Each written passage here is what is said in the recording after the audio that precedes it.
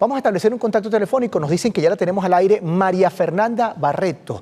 Mari, ¿cómo estás? Un gran abrazo, muchas bendiciones. En primer lugar, nos gustaría partir por el falso relato del Cartel de los Soles, que esto ha justificado un despliegue sin precedentes y que no solamente amenaza a Venezuela, porque algunos creen que son extracciones mágicas, que es contra un cartel nada más, desconociendo todo lo que ha ocurrido años anteriores, décadas anteriores en Medio Oriente y acá mismo en Latinoamérica. ¿De qué manera se desmorona esa falsa narrativa después de las estadísticas de la ONU y de la propia DEA, de que no existe, de que no hay una sola investigación, de que simplemente es una fachada para atacar a un país libre e independiente como Venezuela? Hola, Barry. Bueno, un gusto saludarles. Un abrazo para ti, para quienes nos escuchan a través de Venezolana de Televisión. Ciertamente, como lo calificó el presidente Nicolás Maduro, este es un relato hollywoodense. Nunca mejor dicho, porque además Hollywood, esa industria del entretenimiento, se ha dedicado también durante décadas a sustentar toda esta narrativa según la cual los Estados Unidos es la policía del mundo, tiene derecho a invadir en nombre de la democracia, la libertad y en este caso también en nombre de lo que Nixon llamó la lucha contra las drogas y que ahora Trump llama la guerra contra los carteles. Este relato que ahora han creado del Cartel de los Soles, que al que luego pueden ponerle cualquier otro nombre, es simplemente un relato como lo fue la guerra contra las drogas, utilizado, por ejemplo, para invadir directamente Panamá, pero también para invadir silenciosamente Colombia y México a través del Plan Colombia y a través del Plan Mérida, respectivamente. Estos son relatos con los que, como señalaba el presidente Nicolás Maduro, el imperialismo y específicamente el centro del poder imperialista, que es los Estados Unidos, ha desatado una guerra desesperada para defender el mundo unipolar que logró consolidar en los 90 y el cual está herido mortalmente y como ellos se niegan a asumir que hay un mundo pluricéntrico y multipolar emergiendo, pues han desatado esta guerra porque saben que es el aparato militar el que les puede permitir sostener de algún modo su poder, porque ya su poder económico, incluso político y cultural, está siendo fuertemente desafiado, no solo desde nuevos centros de poder económico, sino también desde culturas milenarias, culturas muy consolidadas, y allí hay que señalar no solamente a Asia y a Eurasia, sino también a África y a nuestra América. Marifé, también es importante el exhorto que hizo el presidente Nicolás Maduro. Hay que investigar los carteles del norte, porque algunos que se creen el relato deberían preguntarse, ¿pero esta droga se distribuye dónde? ¿En Costco? ¿En Walmart? ¿En Uber Eats? ¿Cómo la llevan? ¿En una carretilla? No. Pero nadie investiga las mafias. No hay un solo relato de Hollywood ni de Netflix que hable de los carteles en los Estados Unidos. Entonces, ¿con qué moral tú vas a otro país a convertir en narcotráfico cuando tienes 50 millones de adictos graves en las calles caminando como zombies? Cuando no hay una sola política social de atención a quienes hoy duermen en carpas en las calles. Y cuando Estados Unidos es el mayor consumidor de droga. ¿Cómo se sostiene este relato? Bueno, si me permites, Barry, la semana pasada hicimos un capítulo del programa Geopolítica desde aquí en la televisora hermana de BTV, que es ANTV, donde profundizamos este tema, pero para tratar de resumir, yo diría que hay que examinar la cadena del narcotráfico, de este rubro narcotráfico, y saber primero que el narcotráfico junto a la empresa de la guerra es uno de los dos principales lubricantes de la economía capitalista, con el cual se salva de sus crisis cíclicas. Para eso necesita siempre economías ilegales. Segundo, que en esa cadena productiva, un kilo de hoja de coca producida en América del Sur, en este caso en Colombia, por ejemplo, se vende por alrededor de $0,70, mientras un kilo de cocaína en Estados Unidos o Europa puede llegar a costar $90,000. Es decir, quien más gana es el gran cartel de narcotráfico, los grandes carteles del narcotráfico dentro del norte global, específicamente dentro de los Estados Unidos y Europa, que no son mexicanos, que no son colombianos, que son carteles dirigidos y administrados directamente por la DEA y por la CIA. Y los otros que más ganan son quienes legitiman en todo el mundo esos capitales del narcotráfico. Y ahí lo señaló muy bien tanto el presidente Nicolás Maduro como el expresidente Correa. El lavado de capitales genera las más grandes ganancias que produce el narcotráfico, y esto pone en la mira tanto a la banca internacional, y en esto podemos señalar a la banca colombiana, pero también a la banca estadounidense y europea, y sobre todo a los paraísos fiscales, desde los cuales, por cierto, suele conspirarse contra la revolución bolivariana, como por ejemplo en el caso de Panamá.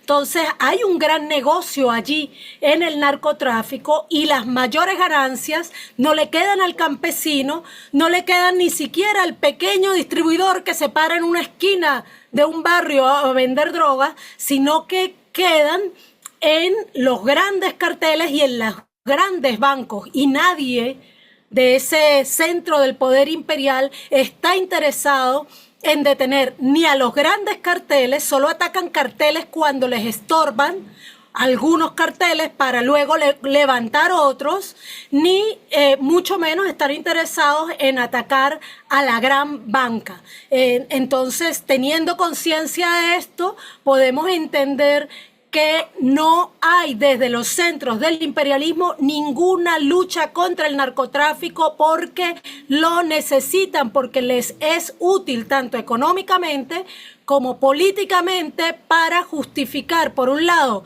el relato que les permite invadir, que les permite dominar, porque también este jueguito de certificar la lucha antidrogas es un modo de extorsionar a los gobiernos del sur global y en particular a los de nuestra América, y también un gran negocio que, como tú señalaste, es la drogodependencia, y el consumidor es quien todo lo pierde ahí también, porque un pueblo que es idiotizado a través del consumo de drogas es un pueblo mucho más manipulable para los grandes poderes, y por eso es que no es fortuito que sea justamente su pueblo el mayor consumidor de drogas del planeta, porque ellos necesitan tener a su pueblo pasivo y aletargado, como lo han logrado con el altísimo consumo de drogas que tienen dentro de sus propios países.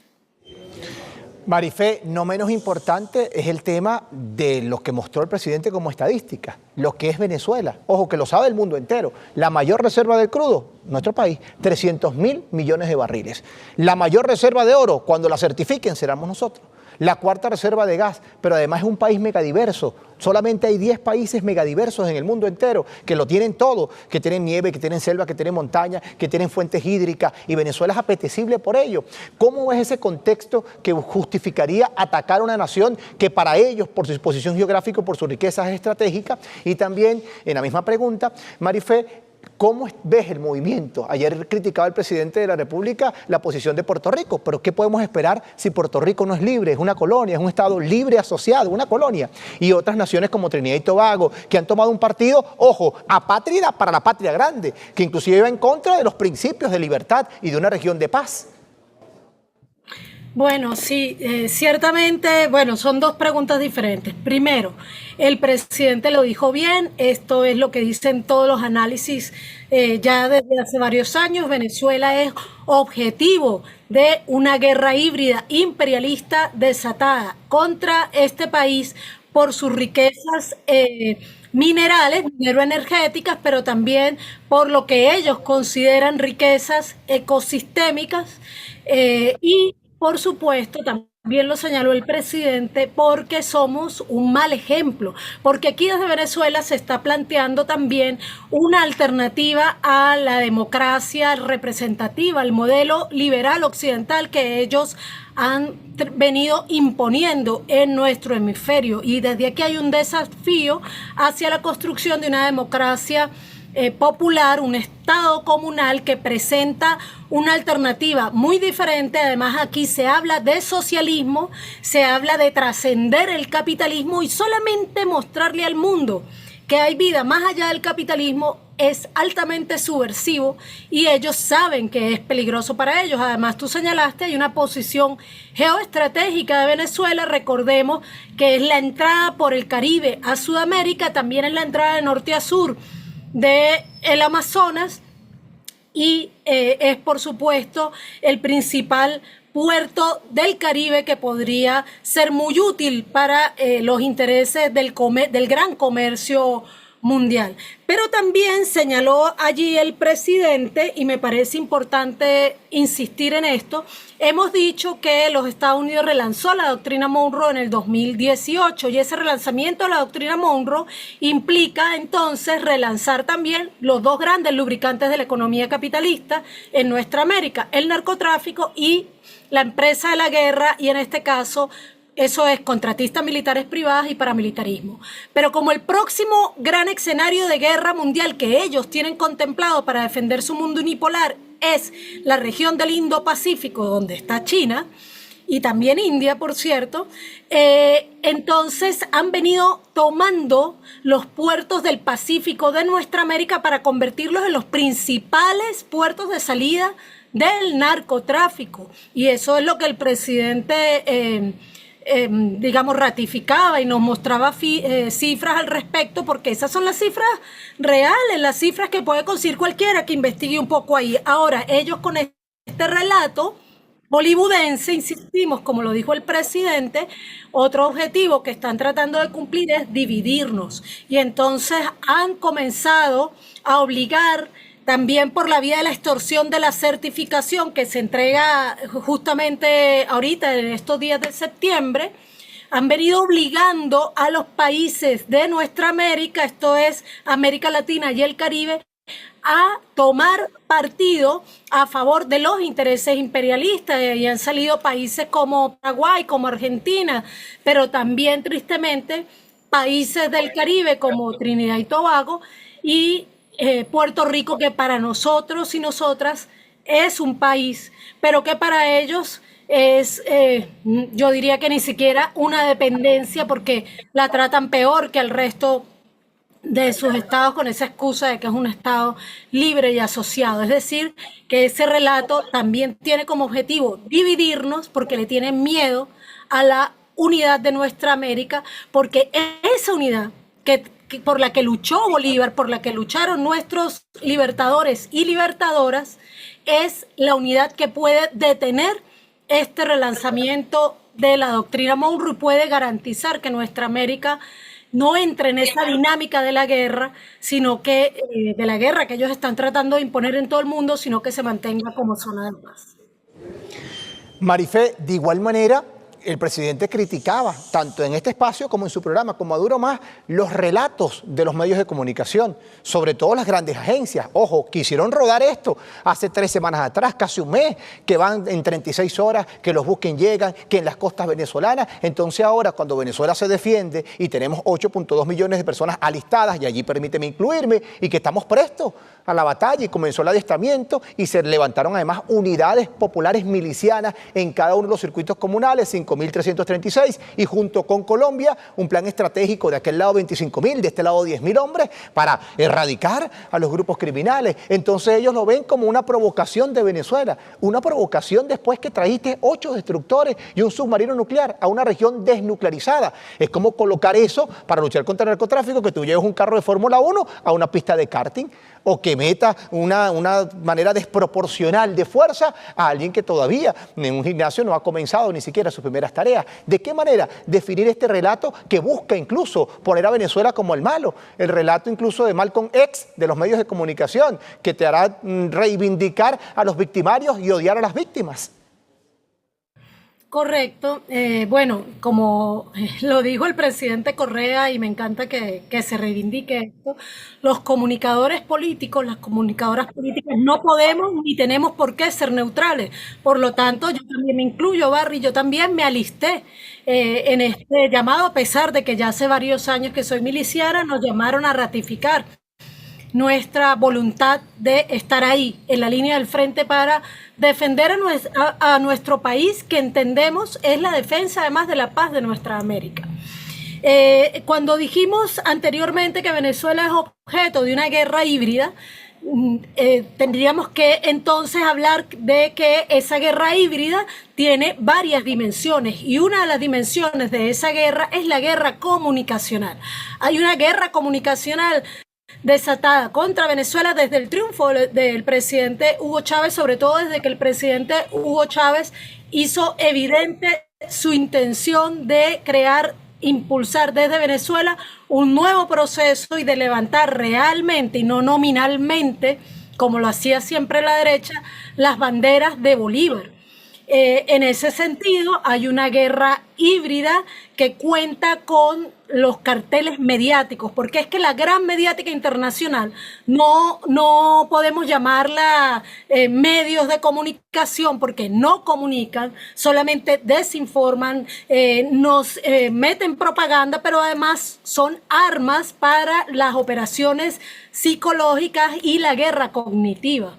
Es por eso que no nos ha sorprendido, pero sí obviamente nos preocupa cómo los grandes carteles mediáticos han respaldado este relato hollywoodense, pero ya lo dije, la industria del entretenimiento y los grandes carteles mediáticos están relacionados, además porque, por cierto, y eso lo señalamos en el programa que estaba mencionando aquí, si uno examina los grupos económicos que son los dueños de estos grandes carteles mediáticos, generalmente vas a ver que esos mismos grupos económicos, además de tener grandes corporaciones mediáticas, tienen grandes inversiones o son dueños de grandes bancos.